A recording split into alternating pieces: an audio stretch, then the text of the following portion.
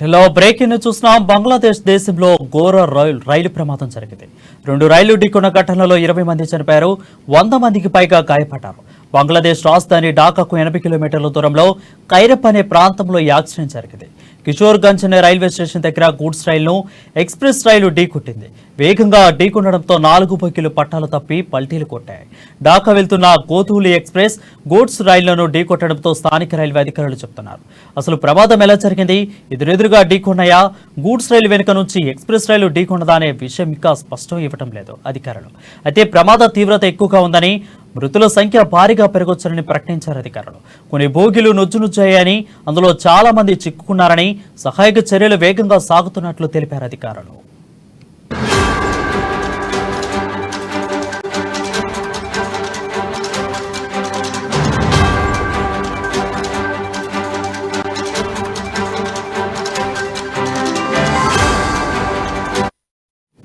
రైలు ఢీకొన్న తర్వాత బంగ్లాదేశ్ వ్యాప్తంగా చాలా రైలు సర్వీసులకు అంతరాయం ఏర్పడింది.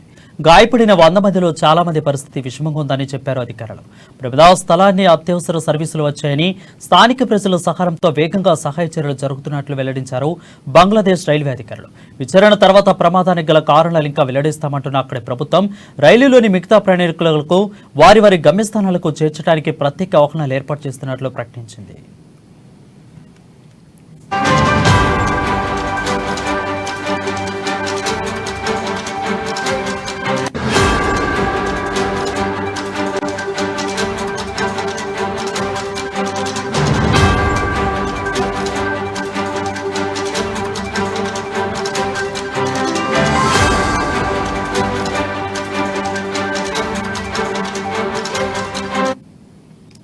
బులెటిన్లో బ్రేకింగ్ చూసిన బంగ్లాదేశ్ దేశంలో ఘోర రైలు ప్రమాదం జరిగింది.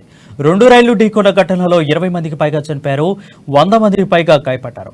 అయితే బంగ్లాదేశ్ రాజధాని ఢాకాకు 80 కిలోమీటర్ల దూరంలో కైరప్ అనే ప్రాంతంలో యాక్సిడెంట్ జరిగింది. కిషోర్గంజ్ అనే రైల్వే స్టేషన్ దగ్గర గూడ్స్ రైలును ఎక్స్ప్రెస్ రైలు ఢీకొట్టింది. వేగంగా ఢీకొనడంతో 4 బోగీలు పట్టాలు తప్పి పల్టీలు కొట్టాయి. ఢాకా వెళ్తున్న గోధూలి ఎక్స్ప్రెస్ గూడ్స్ రైలును ఢీకొట్టినట్లు స్థానికులు అధికారులు చెబుతున్నారు. అయితే అసలు ప్రమాదం ఎలా జరిగింది, ఎదురెదురుగా ఢీకొన్నాయా, గూడ్స్ రైలు వెనుక నుంచి ఎక్స్ప్రెస్ రైలు ఢీకొన్నదనే విషయంలో ఇంకా స్పష్టంగా ఇవ్వలేదు అధికారులు. ప్రమాద తీవ్రత ఎక్కువగా ఉందని, మృతుల సంఖ్య భారీగా పెరగొచ్చని ప్రకటించారు అధికారులు. కొన్ని బోగీలు నుజ్జునుజ్జయ్యాయని, అందులో చాలా మంది చిక్కుకున్నారని, సహాయక చర్యలు వేగంగా సాగుతున్నట్లు తెలిపారు అధికారులు.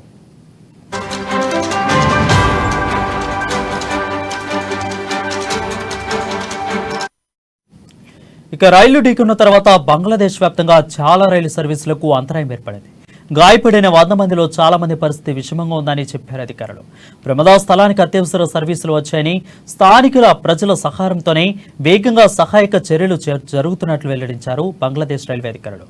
విచారణ తర్వాత ప్రమాదానికి గల కారణాలు వెల్లడిస్తామంటున్న అక్కడి ప్రభుత్వం రైలులోని మిగతా ప్రయాణికులను వారి వారి గమ్యస్థానాలకు చేర్చడానికి ప్రత్యేక వాహనాలను ఏర్పాటు చేసినట్లు ప్రకటించారు.